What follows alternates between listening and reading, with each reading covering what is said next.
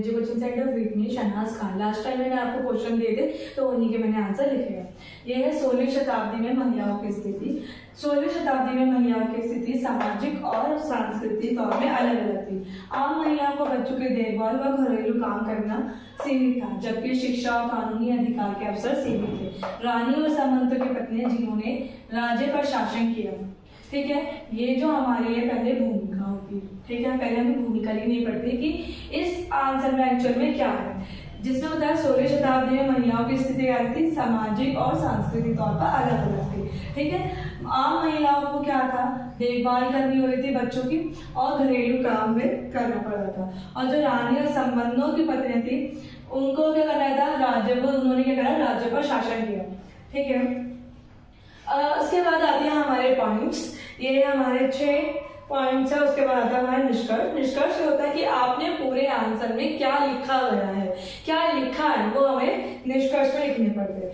सामाजिक और घरेलू भूमिका। सामाजिक और घरेलू भूमिका में ये है कि महिला जो आम महिला थी उनको घर के अंदर रह सकती थी, वो अपने अधिकार, उनके पास उनके अधिकार नहीं थे, ना ही वो किसी भी सभा में जा सकती थी, ना ही वो कोई भी घर में जो वार्तालाप हो रही है उसमें शामिल हो सकते या उस पर अपना दायित्व या अपना अधिकार या अपनी बात बोल सकती है। कुछ भी अधिकार नहीं था, उनको सिर्फ घर के अंदर रहना था और घर के जितने भी काम होते हैं वो सारे ही उनको करने थे, उनके पास इसके अलावा कोई और अधिकार नहीं था और उनको उनके अधिकार से भी क्या करा, वंचित करा रखा। उसके बाद हमारे थे शिक्षा।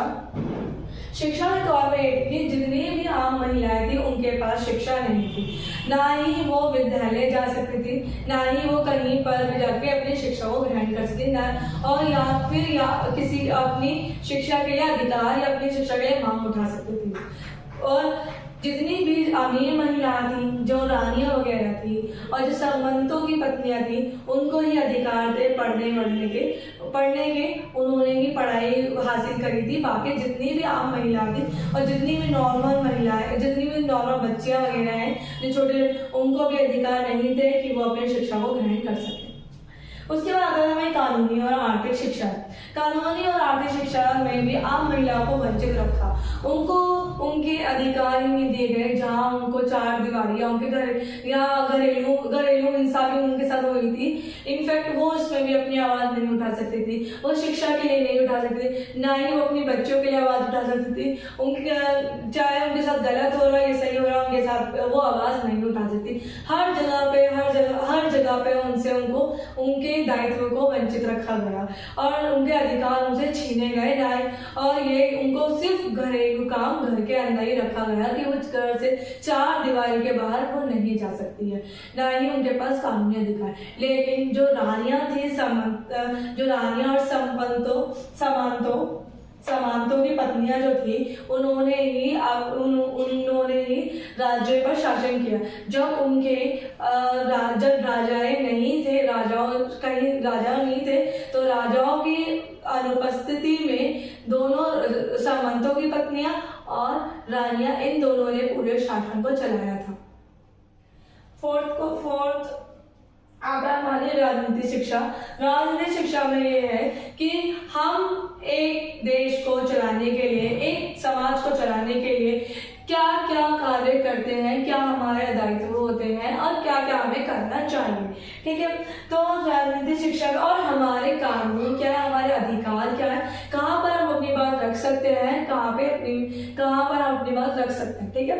तो राजनीतिक शिक्षा में भी आम महिलाएं को कोई भी अधिकार नहीं था कि वो एक राज्य को चलाने के लिए वो सीख सके या उसके लिए कार्य कर सके, या एक राज्य चलता कैसे ये तक जानने के उनके पास, एक राज्य चलता कैसे ये तक जानने के बाद उनके पास नहीं था, इतना अधिकार नहीं था, ठीक है। लेकिन जो रानियां थी उनके पास अधिकार था कि वो शिक्षा ग्रहण कर सकती है, एक समाज को चला सकती है,